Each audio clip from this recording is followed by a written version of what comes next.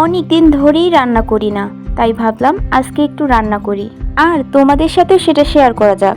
হলে সামনে থেকে এই বাজারগুলো করছি। এখানে মোট 15 টাকার বাজার, আর এটা দিয়ে আমি নিশ্চিত 2 বেলা খেতে পারবো। আমি সিমগুলো কেটে একটা টমেটো স্লাইস করে আর কিছু রসুন কেটে দিয়েছি। রসুন মূলত সেলফ স্যাটিসফ্যাকশনের জন্য দেওয়া। সেদ্ধ রসুন খেতে আমার খুব ভালো লাগে। লবণ হলুদ দিয়ে সেদ্ধ করতে দিয়েছি। আরেক পাতিলে আমি ভাত বসিয়ে দিয়েছি। এটা হতে সর্বোচ্চ 20 মিনিট লাগবে, মানে অলমোস্ট আধা ঘন্টার মধ্যে আমার ভাত ও সবজি রান্না হয়ে যাবে। আমি একটু পেঁয়াজ ভেজে এর মধ্যে সেদ্ধ সবজিগুলো দিয়ে দিয়েছি।